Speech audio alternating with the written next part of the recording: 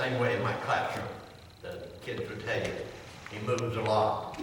So they had to, I told them, I said, you gotta be looking at me, and if I'm standing here, I want to see your eyes, or if I move over there, I want to see your eyes. And they would, they'd make sure that I don't know if they were listening, but they were looking. Said, did you have a good afternoon? Good. We're going to be in Mark chapter 2, but Carolyn and I went to, we left here and we went to Dairy Queen in Springfield and had a tasty little lunch, and then we went to the Art Fest up on Walnut Street. You know, after you find a place to park and walk a little bit, it was fun. We saw some beautiful art.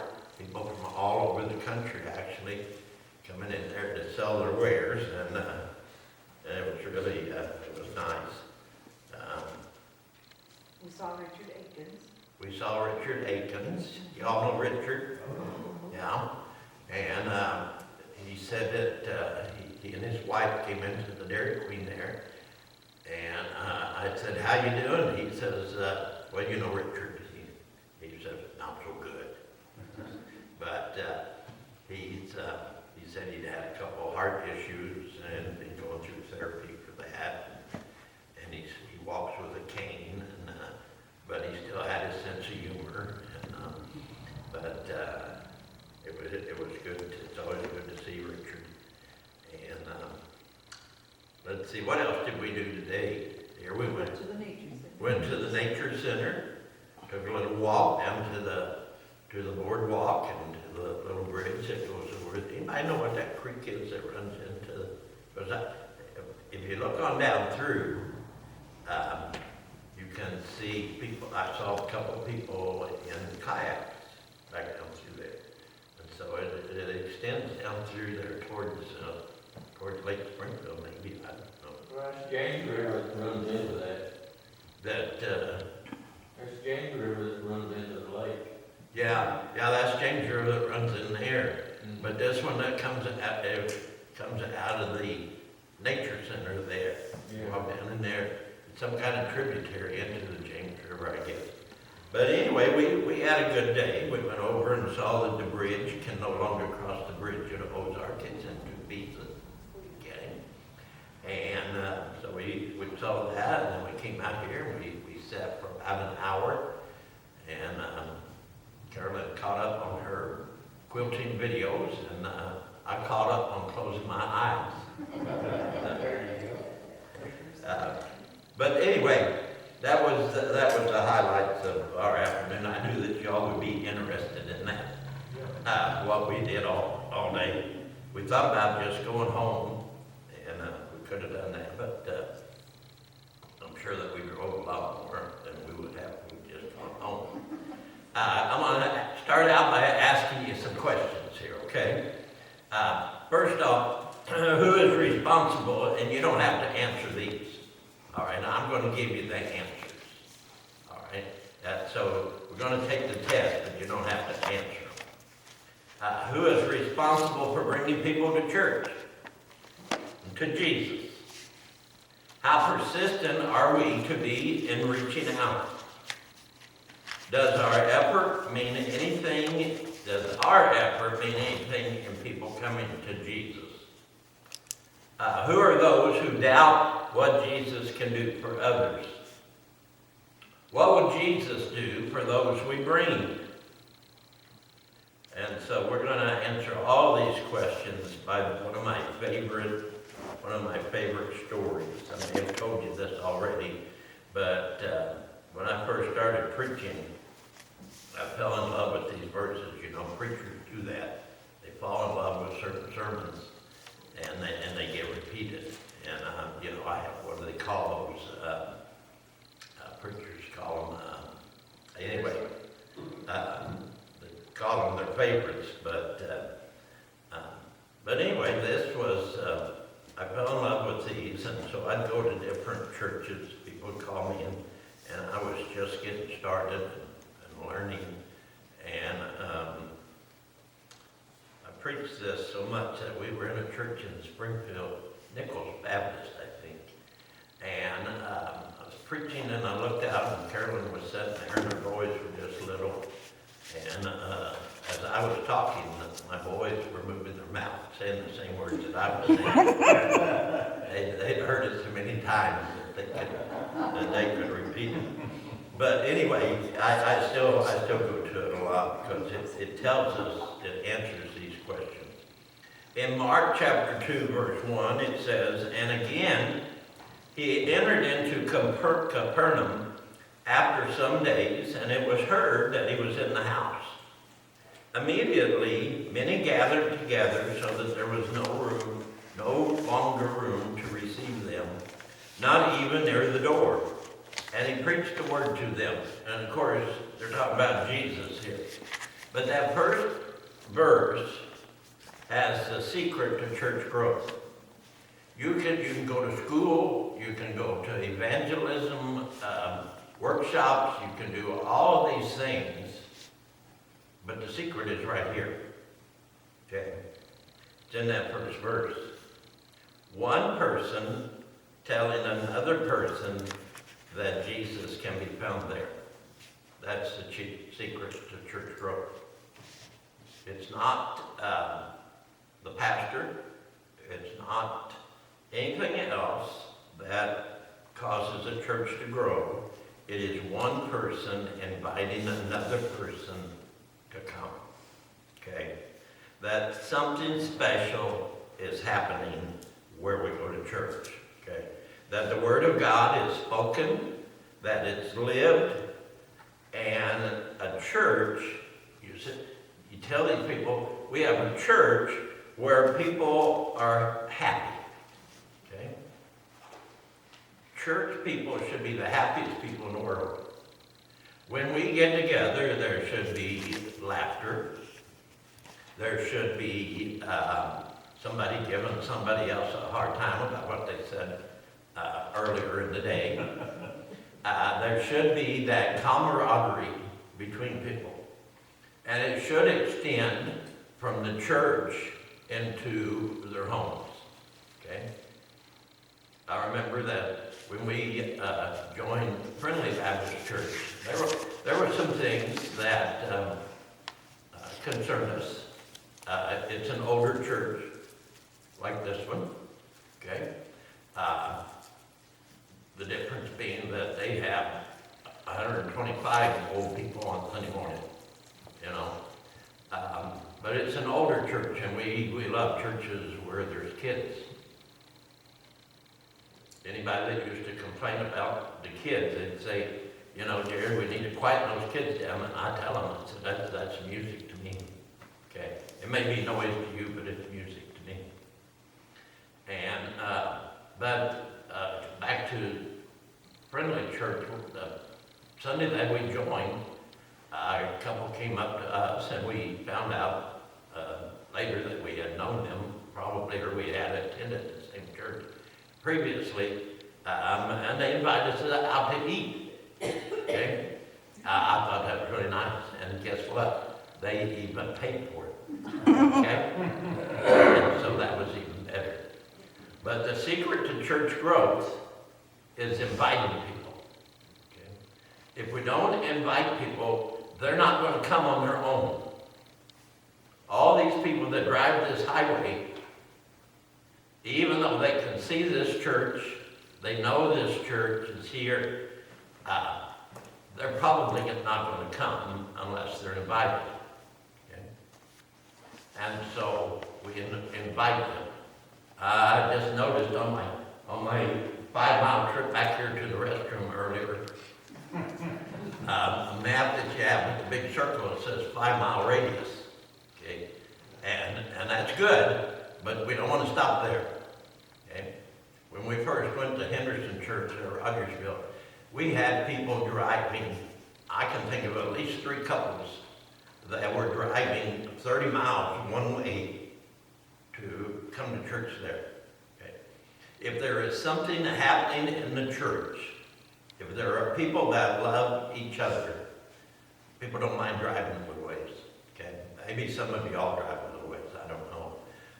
But the secret, once again, and it's not a secret, is one person invited another person. So every week, you need to say, I'm going to invite this person every week.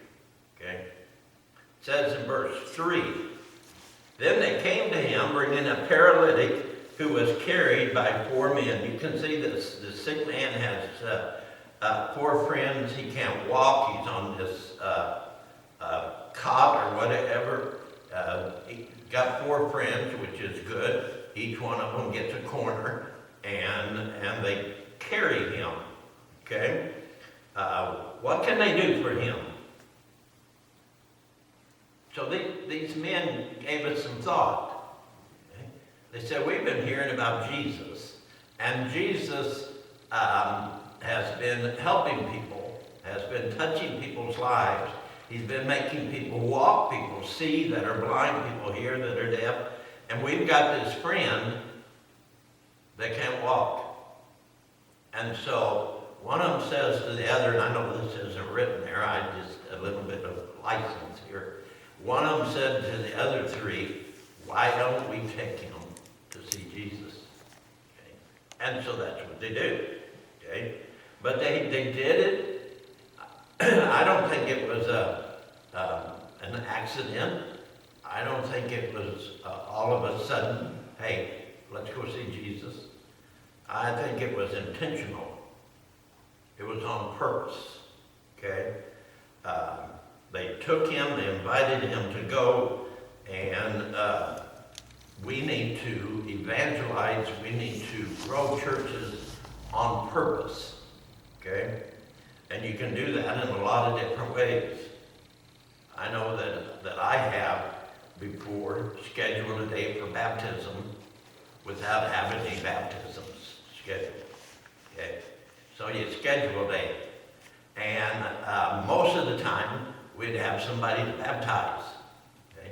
Now this is after I had learned this. The first time I was pastor here, I wasn't very good at it. Okay? We had a good congregation and we had pretty good turnouts, but we didn't have the baptisms that we should have had, and that was my fault. Because you have to do that intentionally also.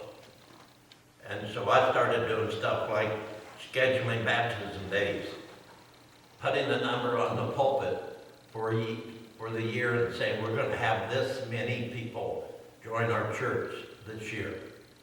And usually there in Henderson it was 50. And most of the time we met it because it was intentional. And people got behind it and said, hey, if we're going to do that, I'm going to have to invite somebody to come. All right? And so we do it intentionally. We do it on purpose. We have a plan. We have a goal, like I said this morning. And so they brought this man with the purpose of seeing Jesus. Verse 4 says, and when they could not come near him because of the crowd, they uncovered the roof where he was. So when they had broken through, they let down the bed on which the paralytic was lying.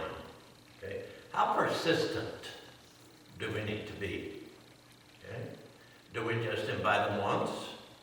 Or do we pester them with it all the time? Well, we got to find some place in between there. Okay? But we need to be persistent. Okay? These men are persistent to the point of vandalism. Okay?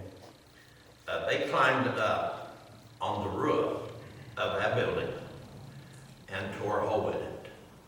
Okay? And then they would have had to put a rope on each corner of where he was laying, that bed he was laying on, and lowered him down through the ceiling. Can you imagine that? Okay? The dust and the grass that would be falling, all that was going on while the place was full, the people couldn't get in, and Jesus is talking to them and teaching them, and all of a sudden you got this man that comes down through the ceiling. They could have said, hey, let's wait till next week, maybe there won't be such a crowd. All right? But they knew what was at stake. They knew that their friend could be made well, and in order to do that, he needed to get to Jesus. And so we need to be persistent. We need to stir. We need to keep the pressure on. Okay? And once again, we do that intentionally. Okay? If we discover that there's a family that doesn't go to church anyplace, we don't invite them once. And we don't invite them just one person. We make a plan. Okay? I know that we did that here one time with the Barber family, with Carol and what was her name? Donna, that little girl. It seemed like to me that the whole church had gained up on them. Okay? And before you knew it, they were all saved and baptized. You see, it has to be intentional. It has to be on purpose. And so these people tear the roof off. Look what happens, verse 5. When Jesus saw their faith, who's he talking about? Who's this verse about? When Jesus, who did Jesus see? He saw those 4 men. He saw the 4 friends. When he saw their faith, he said to the paralytic, "Son, your sins are forgiven you." I love this verse. Okay. Once again, notice that word, their. Okay. Doesn't say his. Doesn't say the man on the bed. It says when Jesus saw their faith. You see, our faith does matter in the salvation of others. Our determination, our love for those people matters when it comes to reaching them for Jesus or pulling them in to church where they can be taught, where they can be loved on, where they can be taken care of. See? Now I know this man didn't get saved solely on the faith of his 4 friends. If that worked, we'd get everybody saved, wouldn't we? Okay. He has to make a decision on his own. But it was them bringing him, saying, we know that Jesus can help. It was their faith that mattered here. It matters that we love them. It matters that we care. And so we bring them in. Verse 6 says, and some of the scribes, don't you just love the scribes? And some of the scribes were sitting there and reasoning in their hearts. What does this man speak blasphemies? Why does this man speak blasphemies like this? Who can forgive sins but God alone? And so I probably have used this term at some point when I'm in here, but I label these guys as a cold water committee. They are there for the sheer purpose of throwing cold water on whatever happens. Okay? Nearly every church has a cold water committee. That might just be one person, but he can be a committee of his own because he or she is going to throw cold water on whatever happens. Okay? So they're against nearly everything that's going on, and they don't see the need for doing anything special. They don't see the need for any kind of special day. That's an outreach. Okay? One of the things that we started doing at Henderson is every few months we'd have an invite one Sunday. Okay? And we'd encourage everyone to just bring one person to church with them. Okay? That means we have to find somebody to invite. But we would, with all of our effort, every family would try to bring one person. And so, but cold water committee, they don't like those kind of things. Okay? Cold water committees think that whatever is happening is good enough. All right? Whether we're bringing people into the church or not, it's good enough. Okay? cold water committees. They don't believe in those extra kinds of things. All cold water committees should be disbanded. Okay? We need to get rid of them. Sometimes that means literally getting rid of them. Okay? Because if you keep the pressure on, if you keep inviting, if you keep doing those things that bring people in, that cold water committee is either going to get warmed up or they're going to leave. Okay? And I'm telling you that sometimes God adds by subtracting. Okay? I've seen it happen on a number of occasions. I don't expect that that's needed here. Okay? Verse 8. But immediately, when Jesus perceived in his spirit that they reasoned thus within themselves. You know, that's kind of a funny thing. They reasoned it in their heart, and then they thought, well, I'm not going to say it out loud. But Jesus reads our heart, doesn't he? He said to them, why do you reason about these things in your heart? Which is easier to say to the paralytic, your sins are forgiven you, or to say, arise, take up your bed, and walk. Okay? Jesus knew what lay in their hearts. He knows what lays in our heart. Okay? He knows what we think about anything. And he's especially concerned about what we think about adding to. Okay? So, we need to understand that he's saddened by the attitude. If our heart is not right, if we don't have the right attitude, then that saddens him. Okay?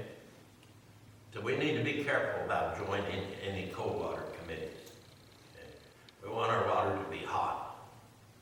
And so we need to understand that only God can do certain things. Only God can save. Only God can heal. And only God can cause a church to become what it's supposed to be. But we are the instrument through which he does that. Okay? We are the instrument through which he reaches those people. Jesus wanted these people to think about the person who is hurting. Okay? He says to them, scribes, you need to quit being so cold-hearted, and you need to look at this man. He can't walk. The scribes, they walked to every place they wanted to go. But the man that couldn't walk, they weren't concerned about. They were concerned about their traditions and the way they were doing things and their power and all those kind of things, you see. But it's always about people.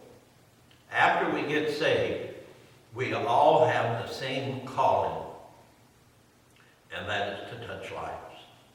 That's our calling. Okay? That is to bring people to Jesus, to touch lives, to help them to grow, to take care of physical needs, to take care of whatever need, but it's always about people. It's always about touching lives. Look at verse 10 and 11 here. But that you may know that the Son of Man has power on the earth to forgive sins. He said to the paralytic, I say to you, arise, take up your bed, and go to your house. Okay? You know what Jesus can do for you? Most of you do. He has the power to forgive sins. Okay? The power to forgive sins. He heals the man here whose friends had torn a hole in the roof. Okay. How many will he heal of those that we invite? Okay. Well, we don't know unless we get them here. But we'd be surprised sometimes at the people that he can touch and what he can do for them if we'll just do our part to get them here. To how many will he say, arise? You see, I want to see what he does. That's the greatest part about it, is seen what he does. And then in verse 12, it says, immediately he arose. That's the man that has been lowered down through the ceiling. Immediately he arose, took up the bed, and went out in the presence of them all, so that all were amazed and glorified God, saying, we never saw anything like this. I want you to notice first that when he got outside of the house, the people that couldn't get in, they saw it and they were amazed too. Okay, what's going on in this church affects all those people looking in from the periphery, you see. All those people. And you know what? They're always checking on us. They do that. This man's healing is real. You see, he was carried there, but he walked away. And they all saw it. They all saw it. Everyone in that crowded house, everyone outside that crowded house, what were they? Were they, hum? We see that every day? No. They were amazed at what they saw. We've seen God's touch. We know what he can do.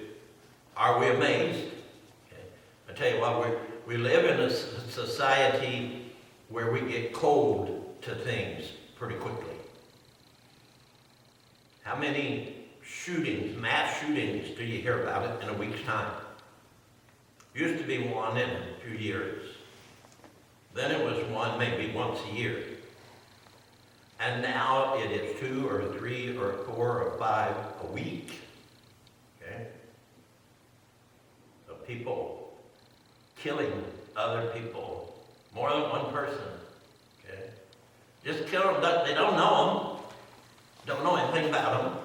They just go into a store, into a shopping place, into a school, any place they can go, and they just shoot people. And I think, folks, that we have become cold to that. Okay? Because we don't seem to be doing anything about it. And people that could do something about it, or perhaps they could at least try, aren't. And so we become cold to things. And sometimes we become cold to the things of God. Okay? We're not amazed by it. We should be. Okay? Because God's done it. And he's done it to somebody's life. And we should always be amazed about that. Are we giving the glory to God? You see, I'd like to stand here in a year, and I think there's about 12 or 13 of us here right now, okay, something like that. And I'd like to stand right here and see 26. See, that would be twice the number. And you say, well, 26 isn't very many. Well, it's twice as many as 13. Okay? And it's something that God did, because you all reached out and brought people in. Okay? And we need to be amazed by that and say, I never saw anything like this. Okay? People saved, lives changed. And so we start today. Are you saved?